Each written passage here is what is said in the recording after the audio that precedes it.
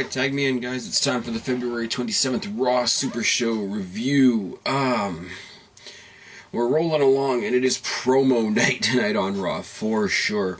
We start off the show recapping Cena's promo from last week, cutting down The Rock, which is awesome when The Rock's not there and there's nobody, with Cena here. There's nobody being up here for Cena. But, it makes him look all great and wonderful and fantastic. And then we are supposed to have Punk, Daniel Bryan, either Chapter 3 or Chapter 4.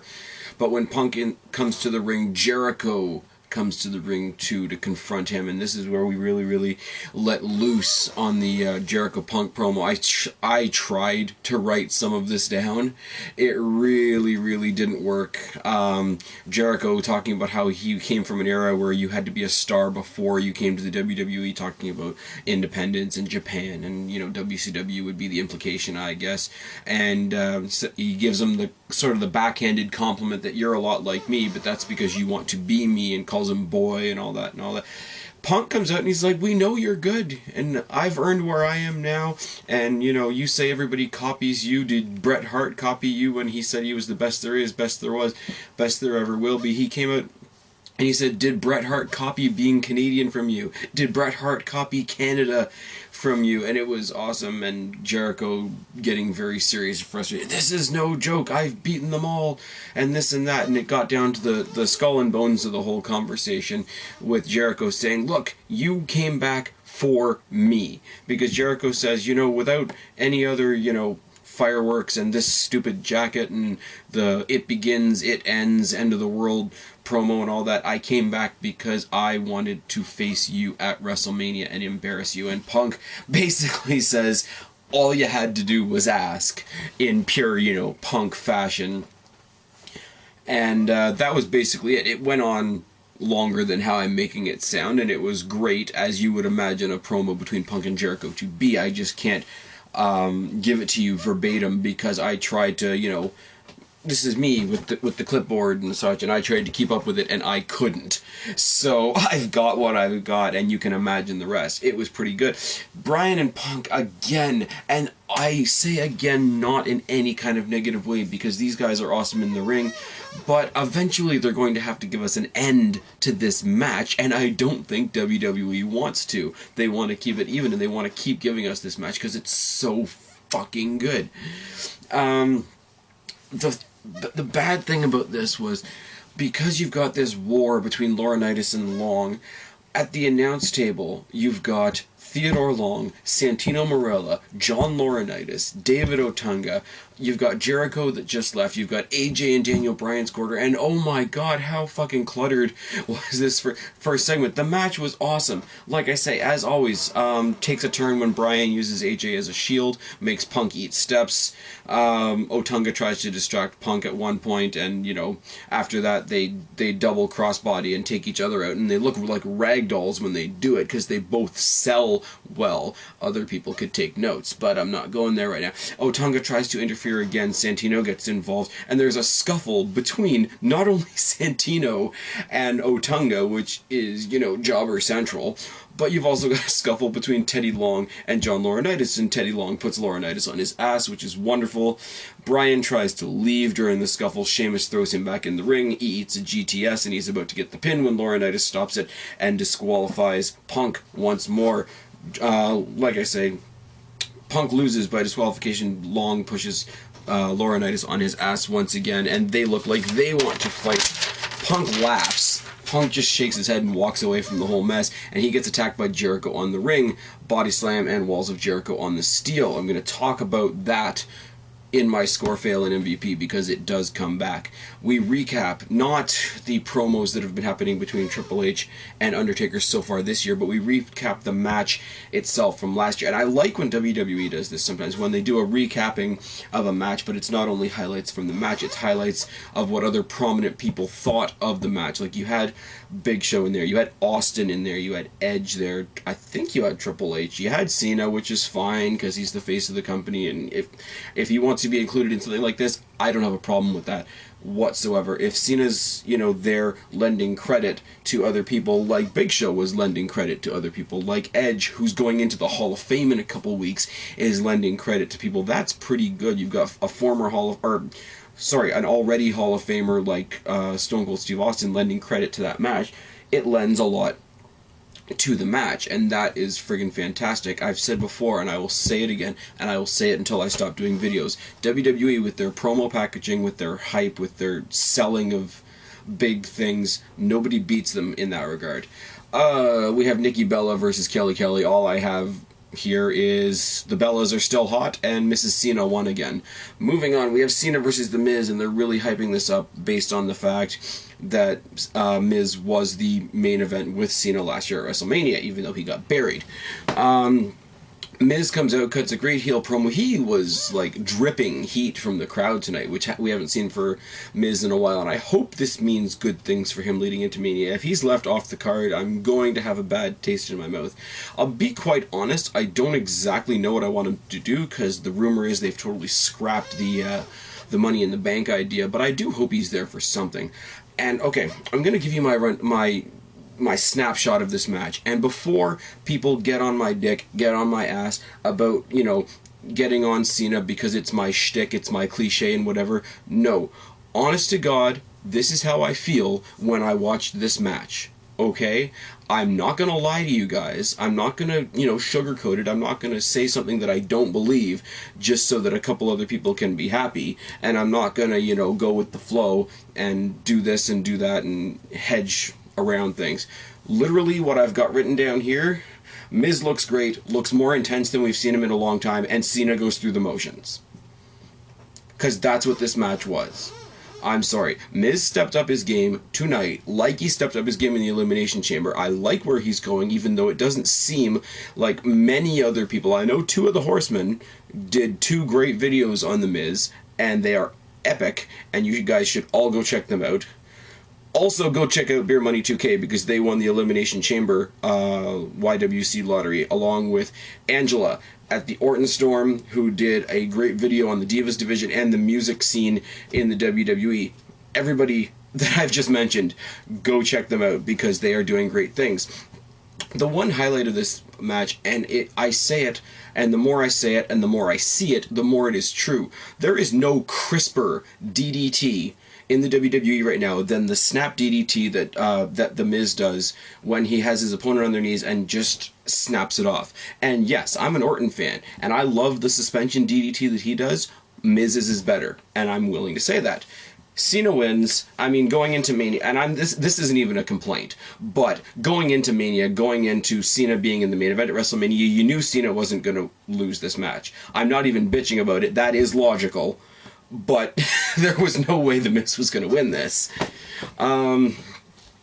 Next thing we have is a tag team triple threat match for the tag team championships. Now, the interesting thing about this is, for this particular match, they've changed the rules of a tag team triple threat match, where normally a tag team triple threat match has 2 people in and you can tag anybody in from any other team in the match. No, in this particular rendition of the tag team triple threat match, you had 1 member of each team in at all times, which I thought was interesting. It was a different spin. It made the match a heck of a lot more hectic and chaotic and fast-paced, and I liked it. Does it take away from the fact that it was what I call a crazy pile of people match? No, but it wasn't bad in this case. When I say that, sometimes it has a very, very negative connotation, and it's under very, very different circumstances. Even Swagger, who I'm not particularly a fan of, was on the ball in this match tonight. The one that stuck out in my head, although Ziggler was in this match and he is the bump machine, the one that stuck out for me in this match, and I'm not even sure why, was R-Truth. R-Truth made a hell of a showing of himself tonight. R-Truth and Kofi Kingston is a tag team that I am rapidly getting excited about. I'm not nearly as excited about Swagger and Ziggler as a team. You guys know that, and you guys know why, because Ziggler's headed for the main event scene. But this was an awesome match, and Epico and Primo, being the 2 smallest guys in the match, and the guys with the least, what do you want to call it, face value in the match, not only retained their titles, but looked pretty damn decent doing it. So great on them. Kane, for some reason, after the match, comes in, destroys everybody, destroys, you know, one representative from each team, comes in, double chokeslam for two of them, chokeslams the third just on his own, does the whole flaming pyro ball thing, and leaves, you know. Arrive, chokeslam, leave. Moving on.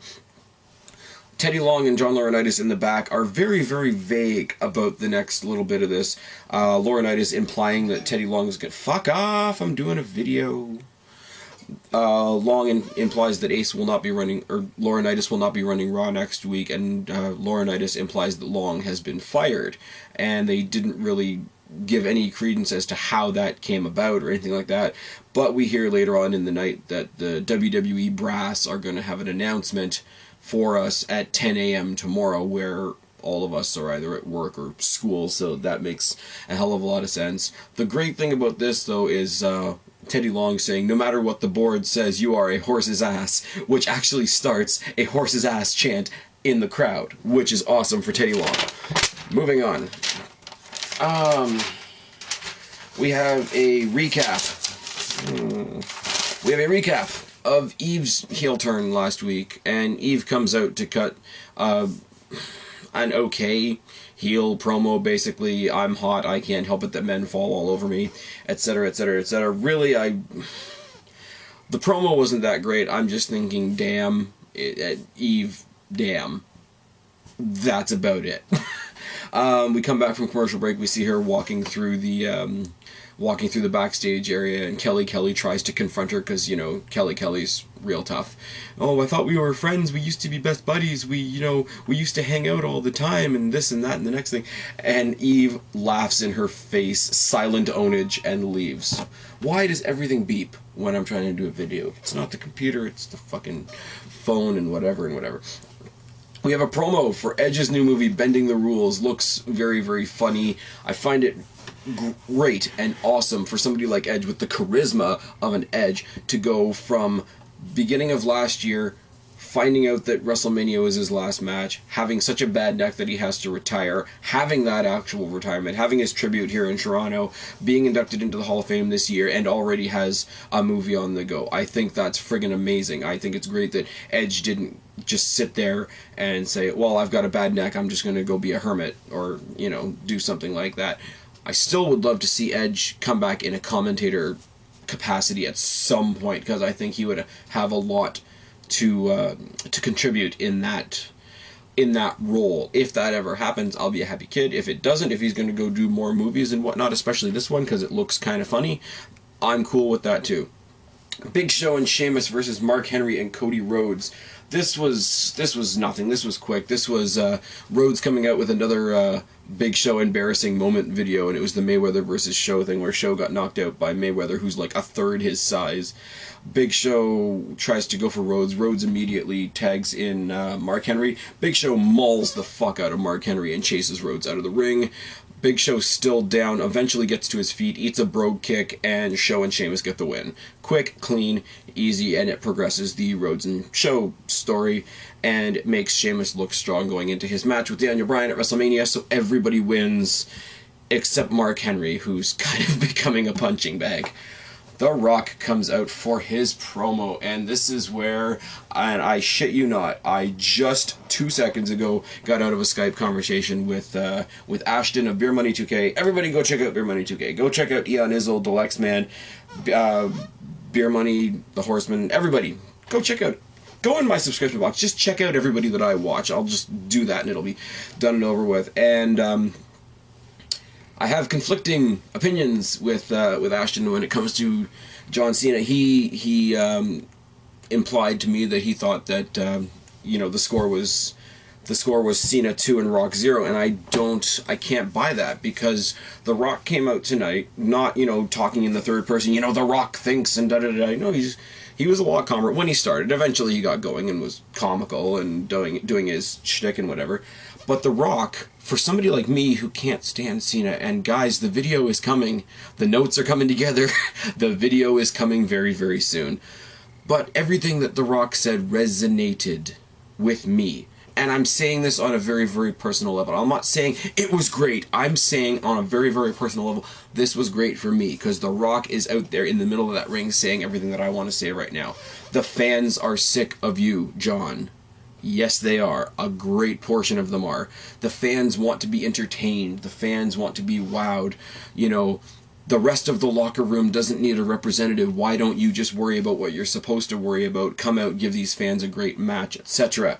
Like The Rock does. Yes, he resorted to a couple of childish insults, but that's because Rock has one of the best sets of comical timing of anybody ever to go through that ring. But, you know, he goes in there, he says, people are getting sick of you. The last, you know, inventive thing you did was change your shorts and whatnot. And all Cena really did was try to make an insult out of, I'm not going to call you Rock, I'm going to call you Dwayne, and I don't like you, Dwayne, and I don't like your eyebrow, and I don't like your this and your that, and whatever and whatever. But, and Rock started his promo with taking apart Cena's only point. Cena's only point is, I'm here, you're not. I'm here, I'm better, you're not. See, as far as I'm concerned, Cena, you're here, which gives us a hell of a lot more time to be sick of you. But that's another story for another time. And The Rock spoon-fed to John Cena through the microphone what we all already know. I'm back in the WWE and I'm never leaving again does not mean, of course, that The Rock is going to be at every Raw, every SmackDown, every Super Show, every pay-per-view, etc., etc. He's going to be there when it counts. He's going to be there when the WWE needs him. He's going to be a part of the WWE. The WWE means something to him. It means something to his family. He's going to contribute when they need him. And you know what? The rest of the time when they don't need him, he's going to lay out and let the young talent do their thing. Cena, take fucking notes. Moving on. My opinion, in my personal opinion, and this is in no way a shot at Ashton. And look me in the face. I'm not taking a shot at you. I'm not taking a shot at anybody else that happens to be a Cena fan. In my personal opinion, Rock won, Cena 0, because the points that Cena got last week was when he was the only team on the field, and that's not very fair. That's not a very fair comparison, is it? Now, score fail and MVP. Scores, oh my god. Promos aplenty tonight. Rock's promo, obviously. It's so obvious I didn't even put it on the list.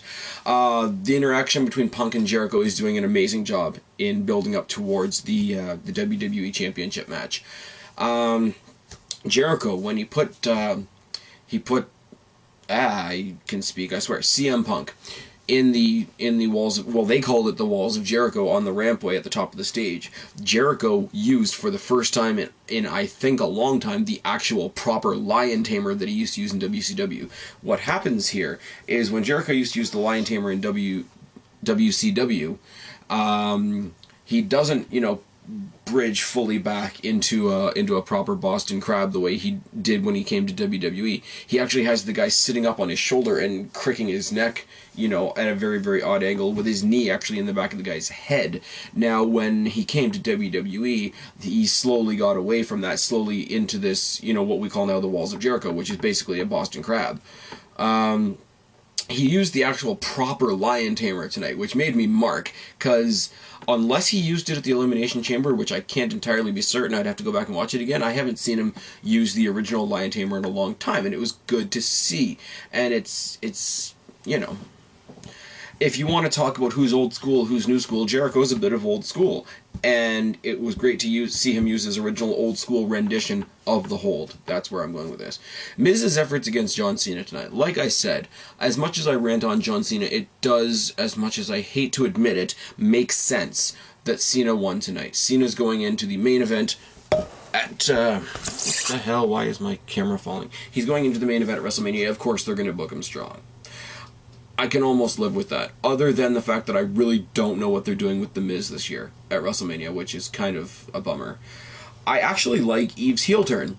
I really do. The fact that she went out on her own tonight for the in heel capacity, rather than just being a heel to Zack Ryder or just being a heel to John Cena, because I really thought that her heel turn was just going to be another add-on to the Cena story. It doesn't look like it's going to. It just looks like she's going with a generic heel turn all on her own, and if she does that, I think it's working incredibly well.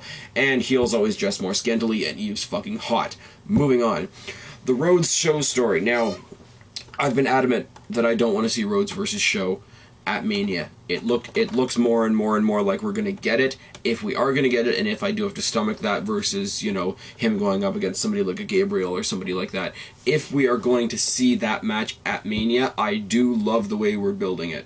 The way Cody Rhodes is cutting his promo, the way he's taking his digs at Show, being the anti-Undertaker.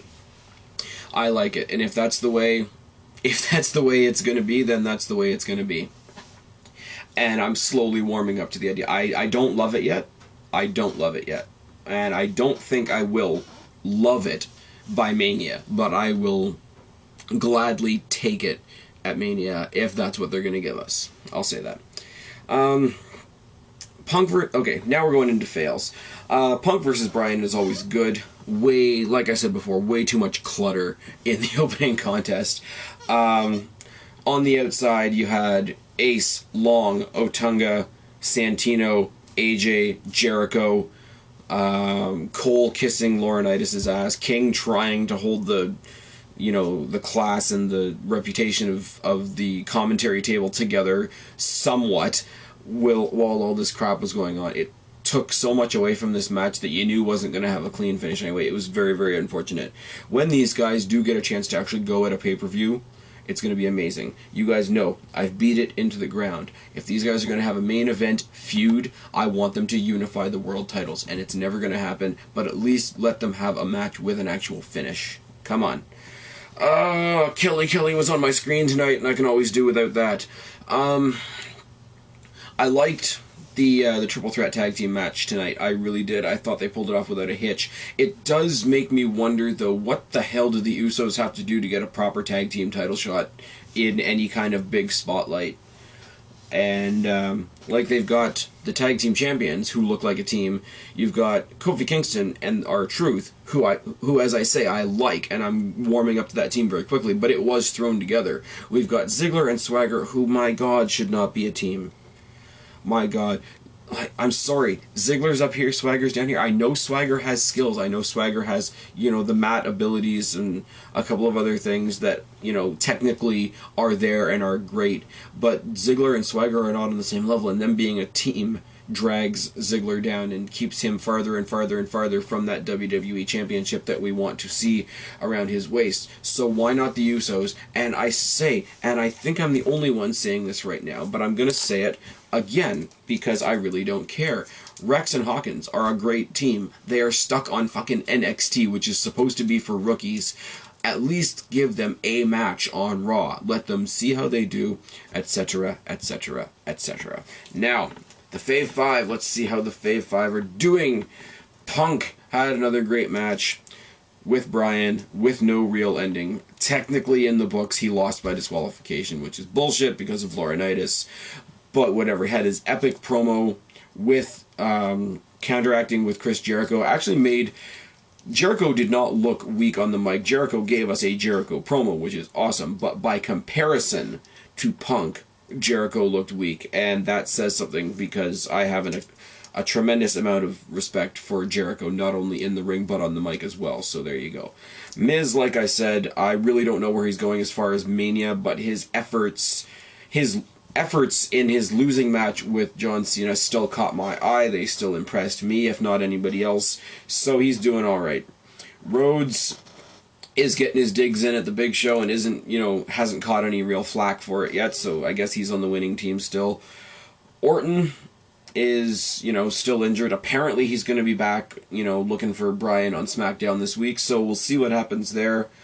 After Mania, regardless of what happens with the World Heavyweight Championship, I hope they have a program between Bryan and Orton, because I think it will do amazing things for Bryan, and I don't think, even if it's in a losing effort, I don't think it'll hurt Orton at all, so we'll see where that goes. And Ziggler was on the, I guess, losing end of the Triple Threat Tag Team Championship match and ate a chokeslam from Kane, so not exactly the best night for Mr. Ziggler. MVP.